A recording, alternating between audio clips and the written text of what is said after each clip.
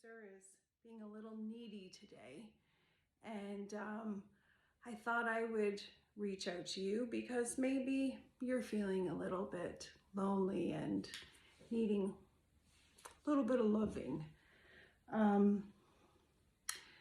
felt that way this weekend. I needed that little bit of extra loving, and I wanted to reach out this weekend and do another video, but it was a hard one.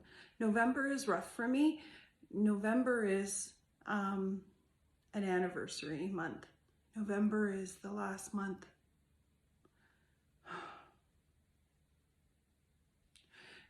November is the last month that I had Brock.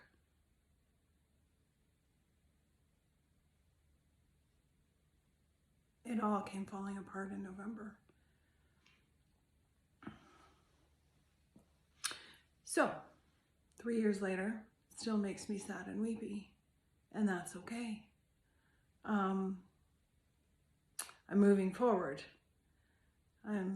We'll never move on, but I'm moving forward. And by moving forward, I'm turning into this strong, independent woman. And I'm taking care of me. I'm taking care of my home. I'm taking care of myself. And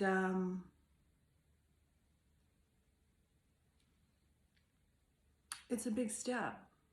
And I'll tell you something. My mom has been depending a lot on my sister for things.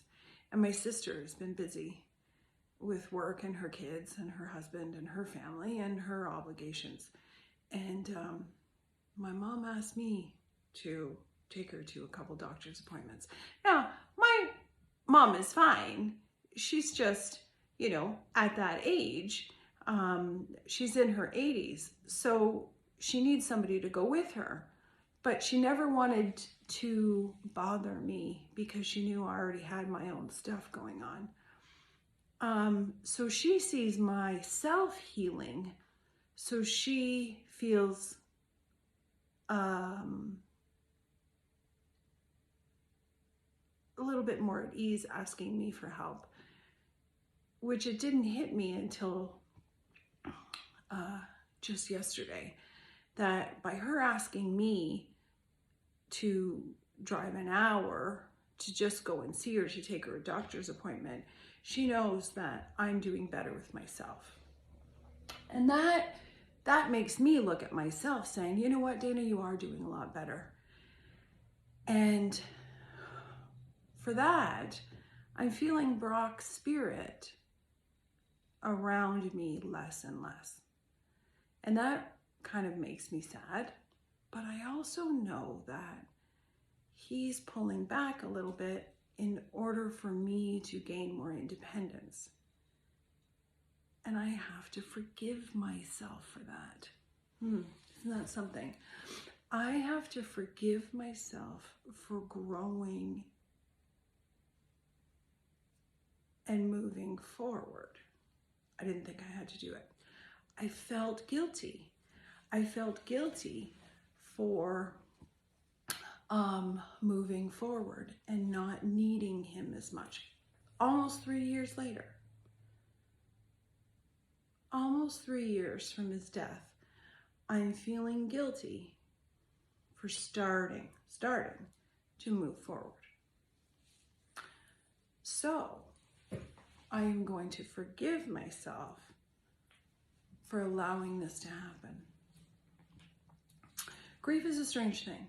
Grief is very strange, and it is a roller coaster with twists and turns. It's not just the same up and down.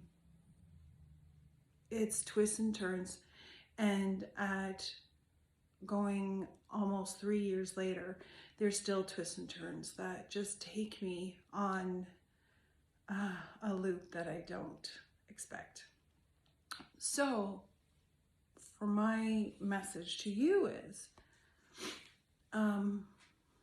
no matter how your grief is, and my grief is different from your grief, of course, and that doesn't mean that my grief is any stronger or worse or better or whatever the deal is. My grief is the worst thing that's happened to me in my life. Your grief is the worst thing that's happened to you in your life. This is the worst or the most that I can handle, and yours is the most or the worst that you can handle. And that's what makes it devastating, and that's what makes it so terrible and so hard to overcome, is because it's the worst thing for you. And this is the worst thing for me. So, with that being said, forgive yourself for being able to move forward and allow yourself to live your life. You know, for a year after Brock died, I didn't wear any colors at all. I wore black clothes. Not that I felt like I needed to be the grieving widow, but because I didn't feel comfortable wearing any colors. I put on a different color shirt and I felt anxious and scared and ready to have a meltdown. And my friends tried to put me even in a different color shirt, and they would tell stories. And they probably would, because some of them were quite funny looking back on it. Definitely not at the time. But I would have an actual meltdown, even though I said, let's try to put on a white shirt. No. Big fail. So, Logan bought me a cute little top one summer, and one fall or whenever it was, and says, Mom, try this. It's not really bright colors, but it's not black. And I tried it and I liked it, and I thought, not bad. And my friend said to me, and she had a spouse that had died, and she says, Dana, this doesn't mean you can't go back to wearing black. This just means that maybe every once in a while you can wear a different color. Oh, that kind of put things into perspective. So I do wear black often, not because I'm still grieving, but because I like the color. It's slimming, and as a plus size girl, it's kind of, it's sexy, and I like black. And as someone who has trouble with colors, not quite colorblind, but color challenged, I can't tell the difference between tones and hues. So you can ask my children that about the gray chair in my living room.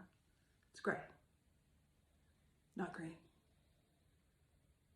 Gray. Well, to me, it's gray. To everybody else who walks in there, don't argue with me. Anyway, so rather than walking out in public with, looking like, I don't know, a clown, I prefer to wear neutral tones, blacks, whites, grays, that I think are gray. And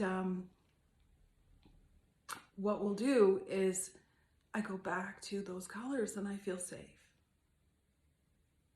So find your safe spot. Find your favorite place, your comfortable place, whether it's in your clothes or the way you wear your hair, or do it a little bit at a time. You see them in my videos where I first started and I wasn't wearing any makeup at all, and now I'm wearing it all the time. And that doesn't mean I don't go back to not wearing makeup. You see, sometimes I do. And today I felt like playing with color. So I thought, I'm gonna play with makeup today. So my thing was, you have time today before you go see your mom to do your nails or your makeup. I did not do my nails. As a nail tech, that's a bad thing, and my nail tech friends will hate me for it, but I wanted to play with my face a little bit. And I'll do my nails tomorrow, or maybe later tonight, we'll see. But I'm okay to break my rules, because they're my rules, and that's what you'll do, okay? Break your rules, step out of the box, Move forward. Hug those that love you. And you can do this. You are loved. Grief is not the end.